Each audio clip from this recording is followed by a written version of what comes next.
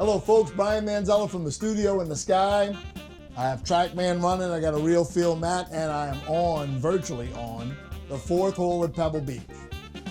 Why am I doing this video? The video is about how steep should you be if you want to make a reliable swing that hits a reliable so-called pitch shot. This one right here, you'd want to fly about 25 yards in the air, maybe a little bit more, to this 36-yard pin on number 4 at Pebble. There's been a lot of talk about it. Big debate at the open forum, and basically, I'll cut to the chase here. Joe Mayo advocating 10 degrees down, or maybe even more, because it would produce more spin, a better shot at the high levels, and for regular golfers, and probably all golfers, 10 degrees down would produce more solid shots. I disagree. Okay. So what I've done since I've been back is I've hit a ridiculous amount for me, because I don't have all day to practice. I have a lesson here in 52 minutes. And but I've gotten pretty comfortable with hitting these different shots. One of the things that should be noted is the day before the open forum, which is on Tuesday of PGA Show Week, I got to visit the very unbelievably nice place called AMG Golf Club, run by my dear buddies Mike Granato and Sean Webb, who have a teaching area in there besides the 8 bays that members can have something like this, and video and TrackMan running and play different golf courses and practice on number 4 at Pebble. And James Lights was there, James Ridyard, who was also at the open forum on the panel with Joe Mayo, and also is not really a 10 degree down teacher, but I'm gonna try to just get to the shots as fast as I can. Steve Bowditch, 2-time tour winner, was there at the AMG Club, and he hit these shots about this length and a little bit longer, 0 angle of attack that spun a ridiculous amount and launched about 34 degrees. So here's what I've learned in practicing this. Since I've get back from the show, I probably hit 750 of them. I hit a couple hundred of them yesterday. The goal here is to hit a reliable shot that you can keep hitting when you have this length shot, and a little bit shorter too, by the way. If you told me before all this started, Brian, hit a pitch shot to this hole. I haven't warmed up today. That's my first 2 practice swings. I would do this. That's how I would play the shot. I mean, a couple of weeks ago, right? And as you can see, it's an ordinary shot, right? It's not a super spinner. If you want to look at the numbers here, 1 smash factor, 40 dynamic, 40.6 dynamic loft, 4.4 degrees to the left. You can see I pulled it, face angle, attack angle, 5.6 down, not 10. Path, 2.2 to the right, so it's kind of like I hooked it a little bit. And the launch angle was 26, which should be pretty reasonable considering all these things you hear. And spin rate was 65.01. Now, there's one more number that I would put up there if I could, that's on my regular numbers here, and it's the spin loft. And you could easily calculate that I'm not, fudging the spin loft here. The spin loft there was 46 degrees. 46 degrees is not a good spin loft. You want your spin loft to be somewhere between 51.5 and 58.5, something like that. That's the best I can tell, okay? Because there's this thing called the spin loft mountain you may have heard about. But before we get into what a spin loft mountain is, what is spin loft? So I know a little bit about the D-Plane. So I'm gonna just do this face on, but you can see I have, multiple angles here. So on this video, you're looking at me overhead, you're looking at me down the line and face on as well, okay? So, and slightly different face on than the main camera here on the bottom left. So you have the bottom of the D-Plane and the top of the D-Plane. What the D-Plane is really called descriptive plane. It was an idea that Theodore Jorgensen had, and basically said the ball is going to travel on this D-Plane, straight D-Plane, hook D-Plane, slice D-Plane, until the wind or the gravity and the ball falls to the ground, right? It really had nothing to do, per se, with club delivery.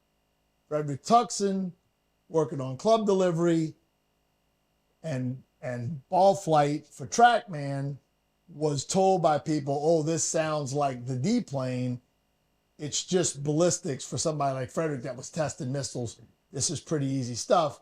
And it is the same thing. So we use the term now, the D-Plane, but I don't think, I've heard this reported different ways, and if I'm wrong, I'll take the hit, but I think Frederick didn't read the book and say, oh, this is how I'm going to do ball flight. It's just physics. So, okay. The D-Plane. The bottom of the D-Plane is represented in TrackMan by two numbers. And I have those numbers on this shot, 5.6 degrees downward. So you take the little stick from 0, 5.6 degrees downward. And then this is the 3D path of the club. So it was going down 5, 6, and it was going right 2.2 degrees. Bottom of the D-Plane. The top of the D-Plane, dynamic loft, right? 40.6, right? And face angle, which was left, right? 4.4 left. So you can see you have an angle between these two vectors. This is called the D-Plane, and all spin loft is the angle of the D-Plane. It's not something separate from the D-Plane. It's the angle of the D-Plane. Now, you can see it's also tilted. That's D-Plane tilt. And D-Plane tilt I have on my regular TPS TrackMan software because it's an extended number parameter like swing radius is, and it would say that it's tilted left some amount. You can see it's tilted left some amount. So these things are influenced by things like your overall swing direction, which direction were you swinging, and where on the circle of that swing did you hit it, and what was the angle of that circle. The angle of that circle is the angle of the circle that the club, or arc, that the club head made, and in TrackMan that's called swing plane. On that shot, pretty steep, 89.9 degrees. What does that mean? If I had my blue plane board, sucker's got some age on it now, but it's hanging in there, babe. It's in the studio now. And I kept the club perfectly. You're coming down now, I can make a loop-de-loop. Coming down, it was right on this vertical side of this plane board, went straight down, hit the ball, came up the vertical side. Then even though the shaft was on some kind of other angle, the club head was on an 89.9 degree angle. It's called swing plane, and it's been called swing plane in TrackMan, I don't know, 8 years or something like that. And, you know, people want to keep using the term vertical swing plane, which it was called a long time ago. VSP, vertical swing.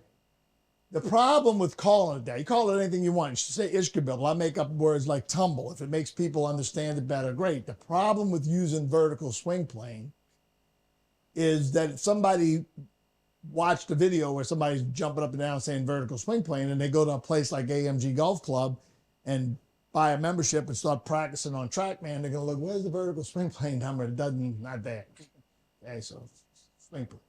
So on this shot, the angle of the D-Plane, referred to spin loft, was 46 degrees. Now, what the heck is a spin loft mountain? Okay, that's pretty easy, okay? If I hit a shot with a club like a 5-iron, I chip one out there with my 5-iron,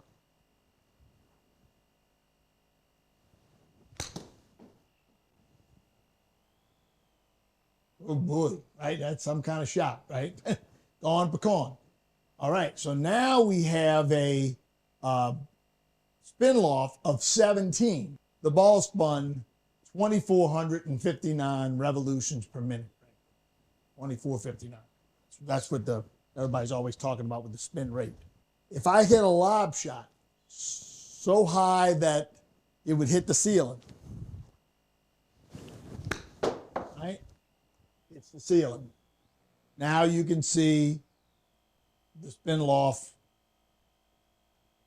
That's a pretty good spin loft. So I didn't want to hit it as high because I didn't want to miss it. I didn't want the numbers to get missed. So I'm going to do another one. The first one was a lob shot. I'll tell you what that shot was. That was like the shot that Steve Bowditch was. What's my launch angle here? Launch angle was 41. So you can spin the heck out of it. I hit up on that 4 degrees. Okay, so maybe that's one that's worth talking about. I hit up on that 4 degrees and it spun 7,700 because, well, the spin loft was 57 and the friction was pretty good. Let's try one more time. Lob shot. More of an inside-out lob shot. A lot of friction on that shot right there. Okay, so there's my lob shot, right? So all of a sudden now the spin loft is 67. So that little window, the spin loft mountain, it's in the mid 50s, you know, because 52 is probably the bottom of it and 58.5 probably the top. Well, you go on the other side of it, I have more spin loft than I need because my angle of attack was just 3 and my dynamic loft was 64 degrees. Obviously, then the spin loft is too much. And unlike the 5-iron shot that I hit, the lob shot I just hit right here had too much dispersion. You start getting all kind of things that they talked about in Anti-Summit too, like slippage and all this kind of stuff. You lose friction. Okay, so those are 2 extreme shots. You're not going to chip a 5-iron here and land it on the green. So you're going to hit a shot that has just a little bit more usefulness right there. So I hit another one of these. What would have been, this again, would have been what I was doing on a shot like this. And I'm trying to land these balls somewhat up the green here just to show you that if you spin it 5,800, and you landed 2 yards short of this pin, it ain't stopping. So you need to do something. Okay. And then one of those somethings is, let's hit down on it a lot more with some loft on the face. So the way I would try to play that 10-degree down shot, and the way I've worked on it, is I open the face a lot. Then I also, in my hands, then I also roll my arms to open it more. That way I don't have to twist it open on the backswing. I can kind of retain the cup I have at address and really just take it up and down and try to hit across it very steeply.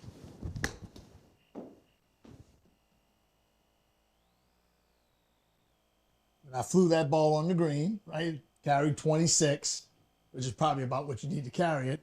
And because I hit down on it more, 7.8, still had some loft. That spin loft was 56. The friction was good. And I spun it 76 and the ball stopped short of the hole. Wasn't going too far, right?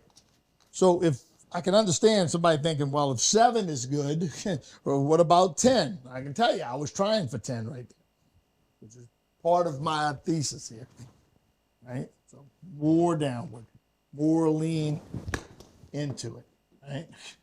I don't know if I would ever try to hit that downward on a ball ever in my life. On the golf course, unless it was, sitting in a hole or something like that. So you start seeing the problems with real world, not just standing on a stage and talking about it, but real world trying to hit down that much. Okay, I'm a pretty decent player, but I'm a lot better at doing all these different kinds of shots. I trying as hard as I could to hit a good one there. 12 degrees down, 85 swing plane. 53, a little low on the spin loft. Didn't really have enough friction. I still spun it pretty good, right? 79 is pretty damn good, even very good. Only one little problem. That ball bounced over the green because it came in too low. Because the ball is going to start somewhere between these 2 vectors. So let's look at that shot. Okay? And again, I'll do this to the camera this way, but the down the line can see these angles, right? So I was bottom of the D-plane, 12 degrees down. It's a lot, right? Club path, 1.8 left, bottom of the D-plane. Top of the D-plane, dynamic loft 40, face 5.8 to the right. Okay. The ball launched 21. Okay, let's do some math here. Okay, folks, I know this graphic looks really busy, but if you really want to understand my position on all of this, and if you stuck with the video this long, you certainly need to wrap your head around this is really as ball dynamics with club delivery and ball flight goes, this is not that complicated. This is pretty easy stuff, but a lot of people mess this up, and I mess up the math while I, try to get it right all the time, because there's some confusing things in here, and I'm going to try to make it as simple as I can for you. And I think you're going to understand when I'm done with this little couple of minutes here why I'm not the biggest fan of a 12 degree or 10 degree down shot. This particular shot we're looking at here was 12. Okay, so let's look at the graphic. We have the ground, right? It's important because everything's relative to this ground or the horizon, but in this case, the ground. Okay, I got a club here that I have leaning forward a certain amount. I tried to do like maybe 42 degrees. Maybe it came in a little bit 43 or something like that. Now you say, well, Brian, I don't understand. What's dynamic loft 40.6? And I had this discussion with a really top teacher the other day that didn't understand this, even though they do a lot of research. You got to be, a real TrackMan geek to be up on this stuff. And I've been with the company, since the very beginning, big tout of teaching with that technology. And I use it here in the studio all day, every day. And there's three different kinds of loft. There is static loft.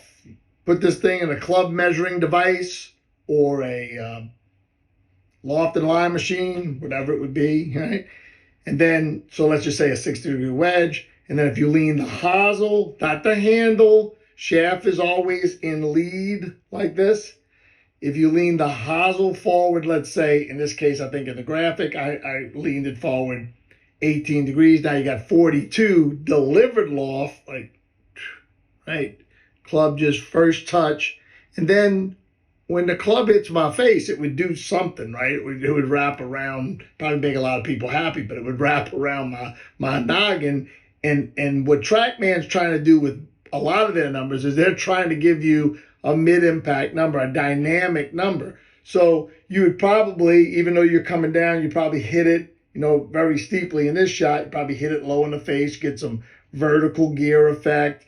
You got the interaction of the radius that's changing and changing through the ball. And while it's on the club, it's about 3/4 of an inch, on a normal shot.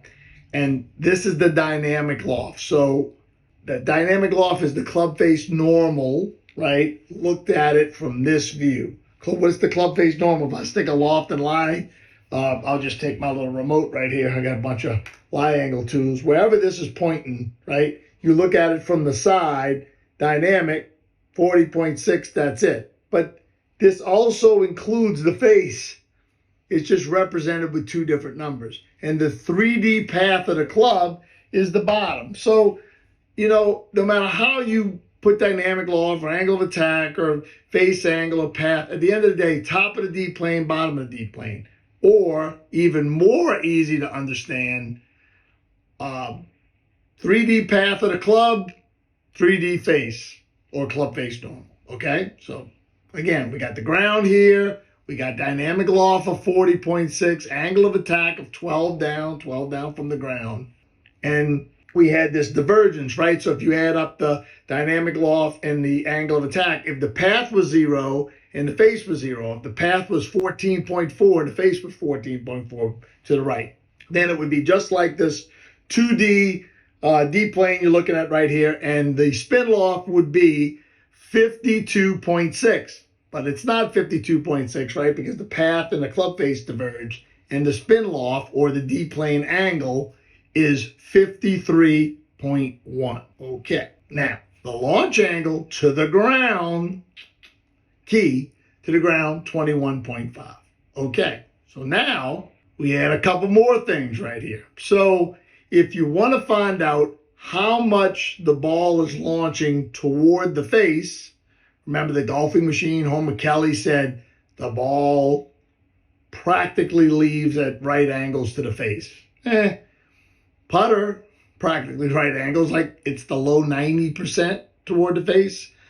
Drivers can be in the low 80s, I've seen, you get 7-iron, 8-iron, 6-irons, they like 75, 70%, depends on the club, depends on the type of impact. But how do you figure that out, right? Okay, well, I'm going to show you right here. It's not, a lot of people try to do this and they go, hey, it's the ground, right? It's the ground and the dynamic loft. No, that's not it. See, because the ball has no idea the ground's there, which was the point I was making at Open Forum when I went up there and I said, one of the two things I was saying was, hey, if I had a little machine that just moved the club like this, boom, just that, and created this set of circumstances or the after swing of Victor Hovland.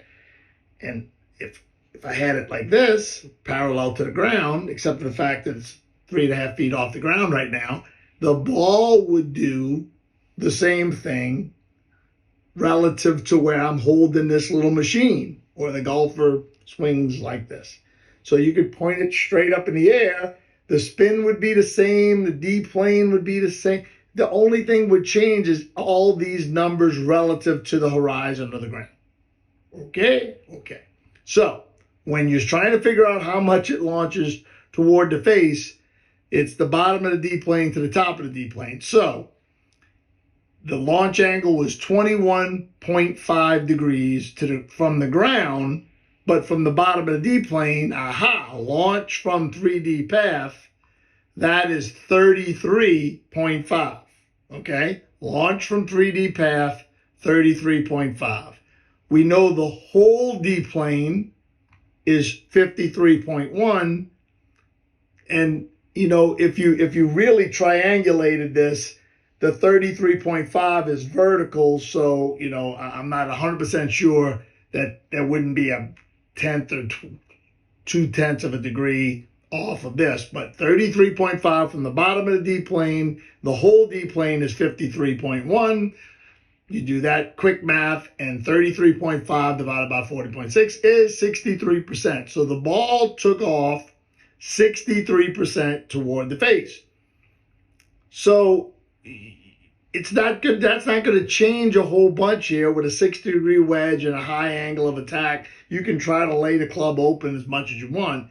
It's going to be in that 60 toward the face thing, and dynamic loft's going to be hard to get this dynamic loft much higher. You could have had 4 more degrees of dynamic. This wasn't a great shot, right? But you could have 4 more degrees of dynamic loft, and the spin loft would have been like 57, and it would have been a little bit better off. But I just want everybody to understand all of this, because this is not something, when I walk up there and, I'm disagreeing with somebody in front of 500 people. I'm doing it for a reason. I want everybody to get this right. And, this is what the facts are right here. And I know, not saying Joe doesn't know what the facts are, and I'm not saying you couldn't get a launch angle that's 27 degrees to 30 degrees, because that was the number he kept bringing up from the John Sinclair research, right? But, man, you would have to have some kind of dynamic loft here, and it's 10, 11, 12 degrees down. And, okay, hope this helps. So let's take a look at the shots. A lot of fun. So it turns out, and this is six foot uphill. This is a pretty flat green as greens go, right? This is like a New Orleans green. We're flat as a pancake here in Louisiana. So, South Louisiana. So if I wanted to hit this shot now, having practiced 700 of these things, I would open my stance up a little bit more, have the ball a little more forward, and try to do a lot of what I did on that 12-degree downwind, but try not to hit quite as down, and try to zip it. Try to actually apply some friction here. Get on the green, you sucker. Pretty decent shot. A little pressure. So, might have been in the wrong place there, didn't get the spin loft, but you get the idea, right?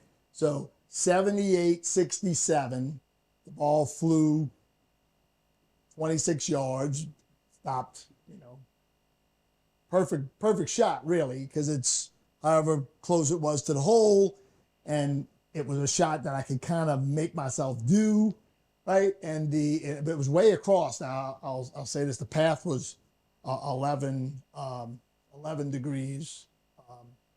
left, almost 12 degrees left. But the angle of attack was 4.8. Try one more of those. A lot of pressure. I wouldn't have tried to zip this shot as much. That was more zip, but not enough juice, right? So it's short, right? So you know, a 67, 53 spin, really good shot again, just not enough. So if you knew you were going to hit that shot, you could play it. You probably could play that shot a hair more back in your stance. This one right there. I just got to make more swing. I just got to make a little bit more swing to fly it on the green. This doesn't quite fly on the green, but you can see it would have basically done what it needed to do. And what I found is that about 5.5 to 6.5, most of the shots,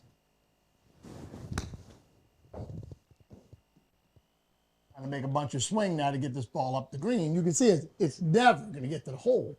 So if you get a little confidence, if you practice this shot, believe me, if I turn the lights down, you get a lot better look of the green. It looks more like you actually, you know, everything's real bright in here right now for the video and for TrackMan. So there's a perfect example right there. Even with a spin loft of 61.9, which is supposedly on the other side of the mountain, and I guess it kind of is, 8,079 spin. And to me, if I knew whatever the length of that swing was, this is one of the things about practicing in a studio, right? You can go to this last shot and you can kind of see, okay, I see where the ball is in my stance. Ooh, my hands get back to neck high, right? I mean, it's pretty good technique right there. I'm not really flipping it. Look at my hands. Look at the forward lean, right? A lot of Spider-Man left hand right there. It's like, hey, you know, if I wasn't trying to cut the legs out from underneath this shot, and if I was, this club goes 90 if I kill it.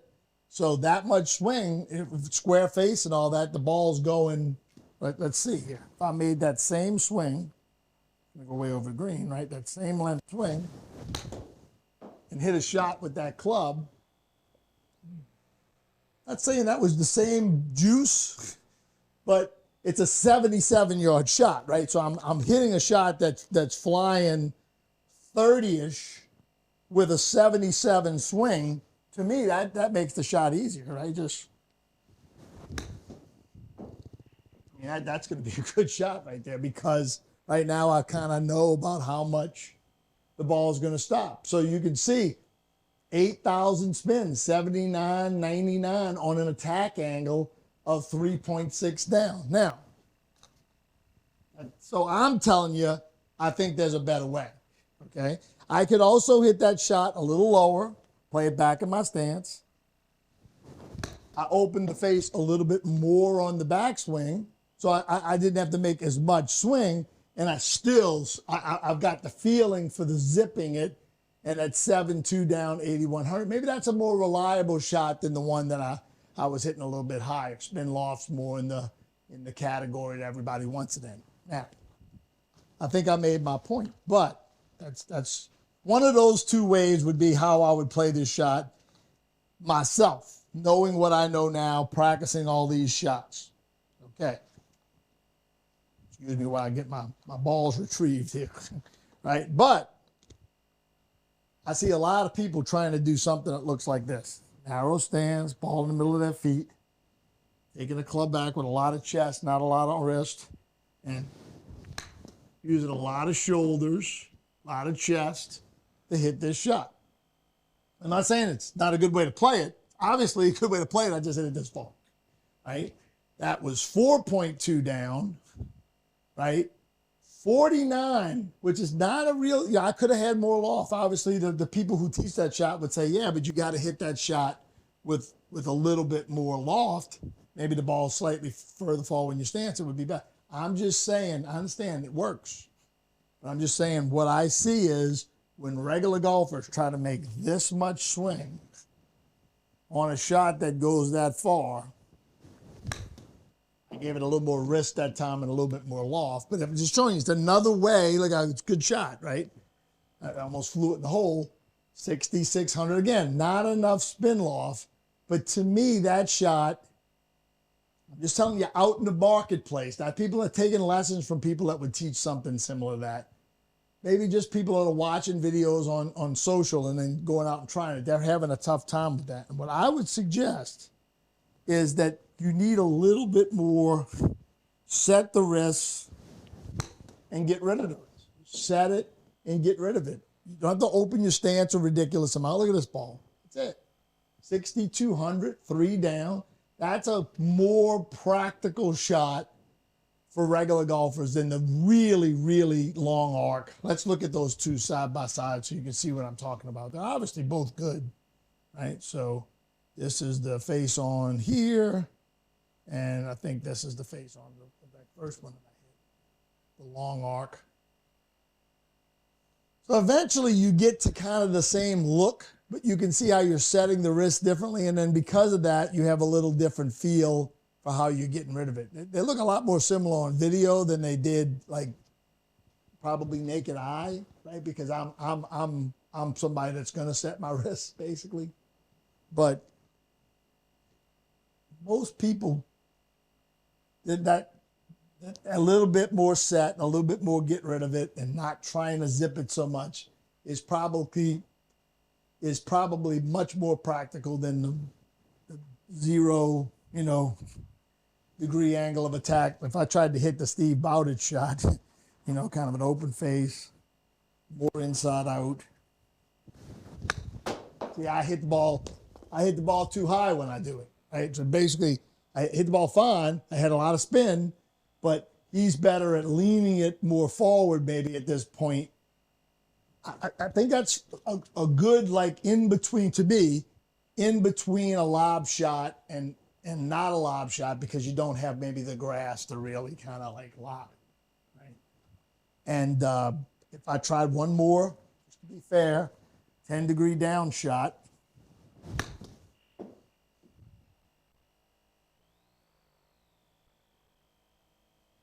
Again, 8.7 down. See, it spun pretty good, but it just, you got to understand that when you take the D-plane and you take it down, because